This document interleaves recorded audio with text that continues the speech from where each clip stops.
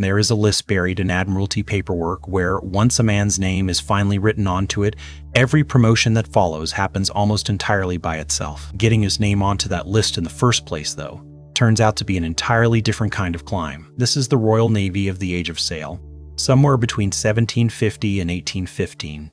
When British warships ruled every ocean that mattered, a boy could walk aboard one of those ships with nothing to his name at all, and still climb a very long way on demonstrated skill alone. He could learn the rigging in a gale, earn a rate, earn a reputation among men who had seen real combat, even earn an officer's commission. He could sail better than men born into money, and fight better than men whose own fathers sat in Parliament. For a long stretch of this climb, none of that background would matter to anyone at all. Then, somewhere above him, sits a rank that is not really a rank in the ordinary sense at all. It is a list.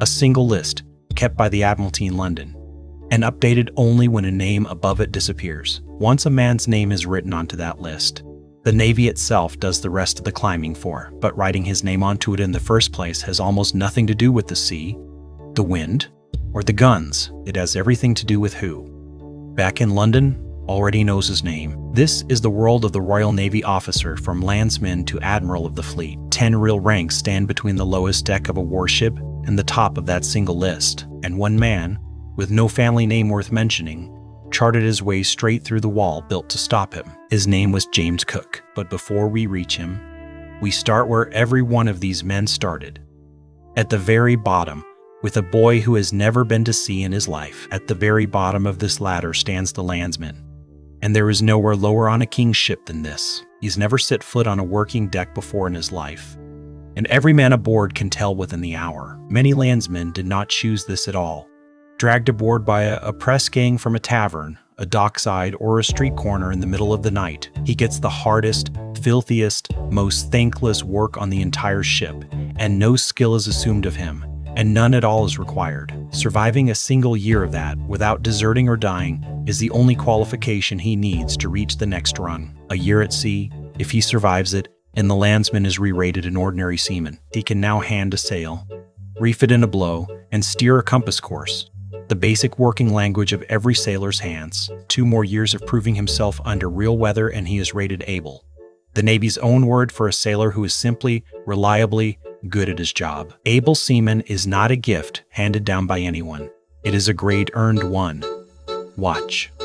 One storm at a time. For most men who ever enter this world, able seaman is also as high as they will ever be rated, for the whole of their working lives. Above the able seaman sits the petty officer, the ship's first real promotion and its first real trust. A gunner's mate, a quartermaster, a boatswain's mate, each one a specialist trusted with something the captain genuinely, urgently needs done right. The captain hands out these ratings himself based on nothing but what he has personally watched a man do under pressure at sea. For the first time in his career, a sailor is not just surviving the ship, he is actually running a piece of it. It will not be the last time that skill alone moves a man up this ladder, but from here it starts getting harder to find. Above the entire lower deck sits the midshipman, and here the shape of the ladder changes completely. A midshipman is not promoted about of able seaman.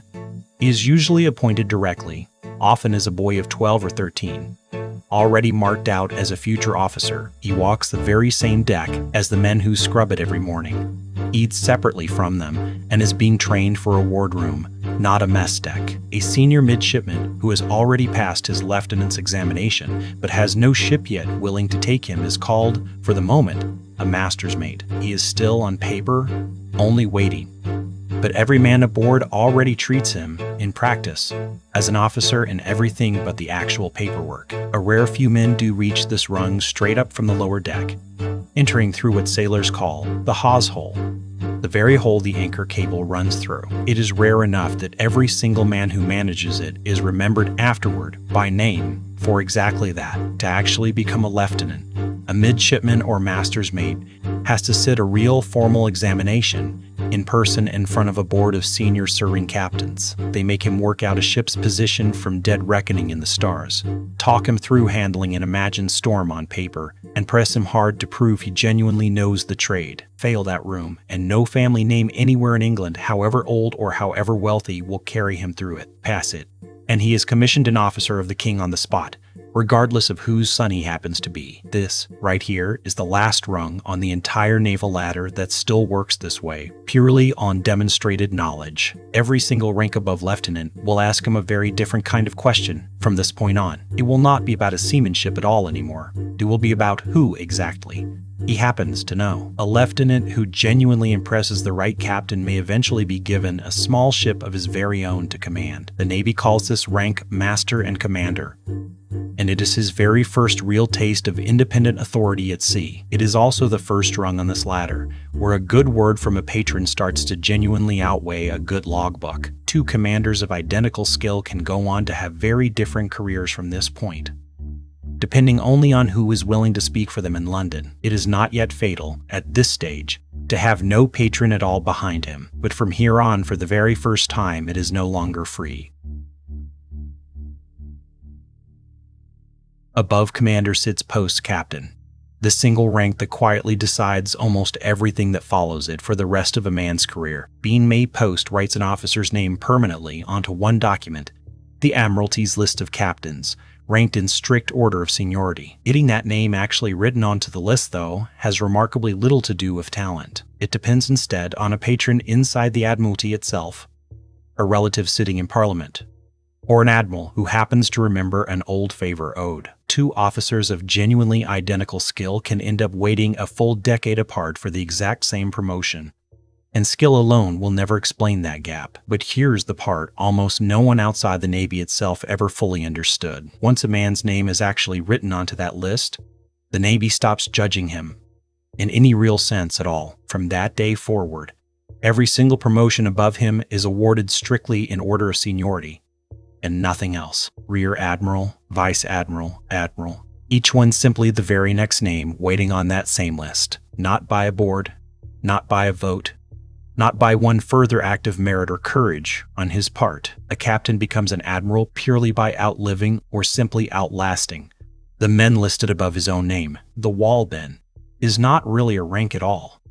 It is a single sheet of paper kept in a London office. Getting your name onto that sheet of paper is the hardest, least fair climb in the entire Royal Navy. Staying alive after that mechanically is the whole rest of the job.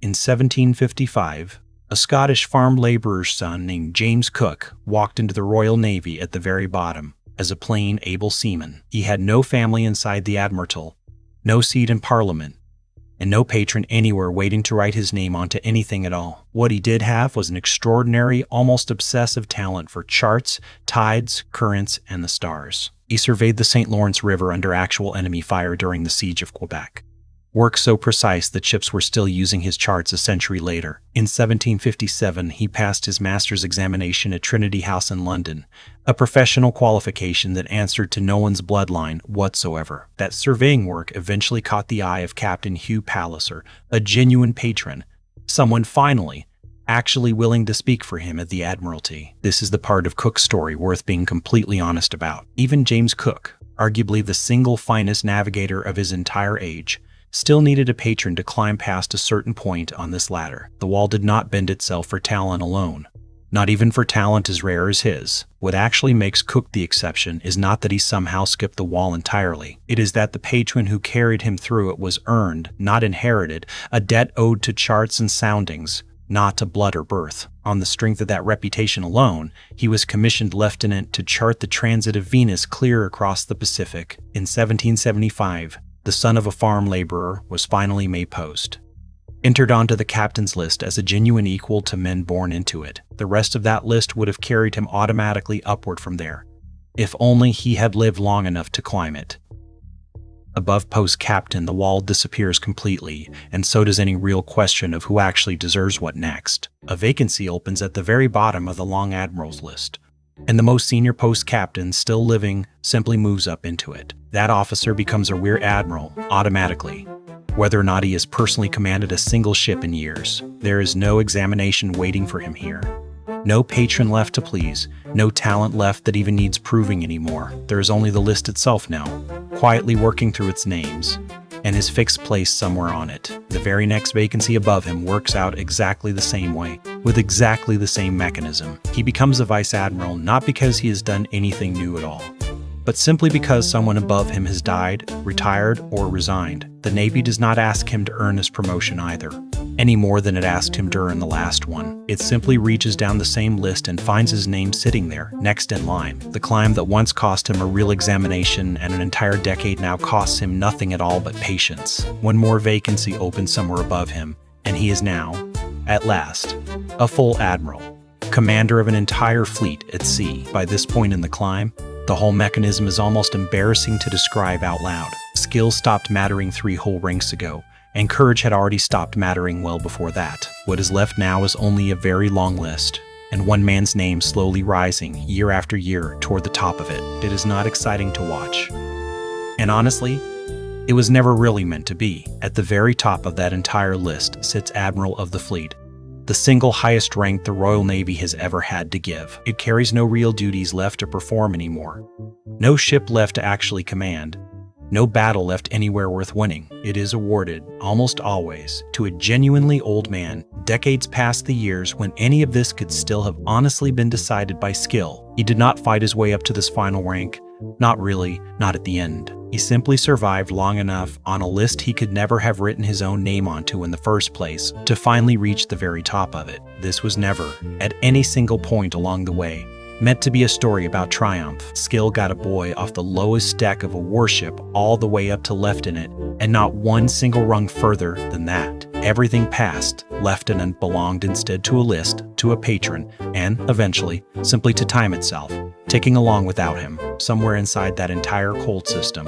One farm laborer's son still managed to make it onto the list that actually mattered. He did it by being so extraordinarily good at his own work that the Navy's oldest rule, who you happen to know, had no real choice left but to make an exception of him.